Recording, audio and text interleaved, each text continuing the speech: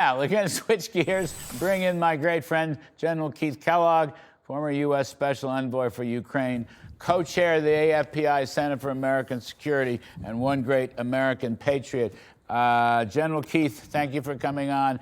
I want to talk to you about this news stories about Ukraine. A number of them. I mean, the New York Sun is doing it. Tip Insights is doing it. It's starting to get into the mainstream media. That war is not being won by Russia anymore. And the whole thing is Crimea, it's like they're stopping Crimea. They're stopping Sevastopol. The drone attacks are unbelievable. What do you make of it, Keith Kellogg? Nobody's talking about the Ukraine comeback.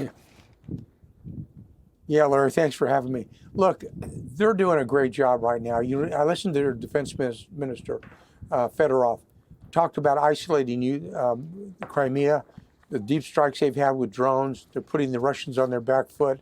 They're doing deep strikes into the areas around Moscow, the refineries. They're attacking, really good targeting. And I think people kind of said, well, you know, it's Ukraine. They can't go against Russia. Yes, they can. And they've proven it right now. As long as you give them the support, they can put this thing in a box for Russia. And the guy who's got the problem right now is Putin, because he's trying to figure a way to get out of it. And actually, what I think Putin is trying to do is actually solicit help from the United States through negotiations that maybe we can bring this to a close. It's going to bring it to a close when he decides he's had enough and he decides to go home. That's what he needs to do. You know, when I've been into Ukraine, I've been to Kyiv, been to Odessa, these people are not going to give up. They're going to fight tooth and nail all the way to the end. And I give them great credit for it. You know, I admire what they're trying to do because they're real fighters. And I looked at Usyk, their heavyweight champion of the world, who came here to the United States, met the president, and you just look at a guy like that and says, these people want to win. These people want to fight. So I think the whole narrative that Russia was on a winning streak was false. It was a bad narrative. I think it was designed for public consumption here in the United States, and I think now people are realizing that isn't the case. You know, Larry, people look at the old Soviet Union / Russia, and you look at things like the 3rd Guards Tank Army. That's about 5 guys right now. And they're fighting in isolation.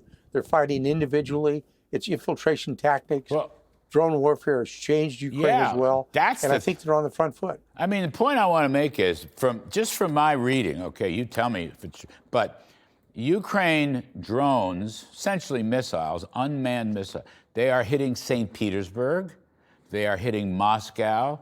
They are hitting energy depots, Keith, which is incredible. Russia, energy-rich country.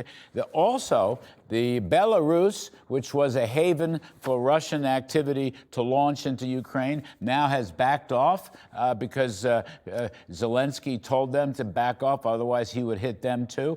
And they have really crippled the Crimea story for Russia and the city of Sevastopol. They've left the bridge standing, but they've hit them hard, including energy depots. I mean, this is news that hasn't really, I think, percolated into the mainstream media. The general public doesn't know. But this is an extraordinary story. Hitting St. Petersburg and Moscow and energy depots, that's pretty wild. Yeah, you know, Larry, when I first went there, they had a system, they called it the Flamingo. It was their basically basic cruise missile. And when I went back the last time, it had gone from making them individually to making them in mass production. And those are their long-range strike vehicles. So their defense industry base is really good. And you know what's interesting about it is they do something we don't do very well here in the United States. They reiterate really fast. You know, they change their drone technology every 6 months.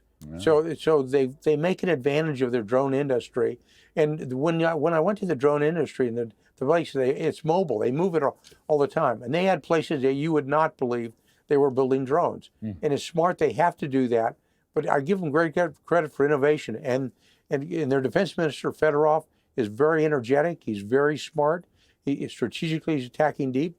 And I think part of that is, you know, you got to give credit to the United States early in the fight with our support. Because remember, when this thing started over 5 years ago, everybody thought this would end in 3 days. Well, it hasn't. Yeah. Because we tried to give Zelensky a ride out of town. He said, I don't need a ride. I need ammunition. And then he said to the Russians, when you come, you're going to see my face, not my back. And, you know, you got to kind of admire people that are willing to do that. Their defense industry base is good. Yeah. Their fighting technology is good. And I think they're putting the Russians on their back foot. Keith, right. That's the point. Putting Russians on the back foot. A year ago or 2 years ago, I don't think anybody thought that was possible. But they are putting the Russians on the back foot. That's a good way I for did. you to put it. Yeah, I guess you did. No, I guess you did. Just on the way out, Keith, briefly, what happens next? I mean, does this force Putin to the negotiating table, or is he just going to be a damn fool and continue this? Meanwhile, Ukraine gets stronger and stronger and does even greater damage to Russia. Well, Larry, here's one thing I think people need to realize about Putin. Whatever you may think about him, he is not a Jeffersonian Democrat. He was trained, and he started his life as a KGB agent. The furthest west he moved to was Dresden.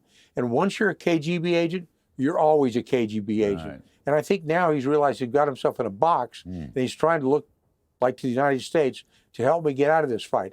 My attitude is fight it out. This is what you want. And the Europeans more and more are increasing their support, realizing the United States has said to Europe, this isn't your backyard. You better fix this. And I think they are. All right, we will see. I think it's a remarkable story. It's a remarkable comeback.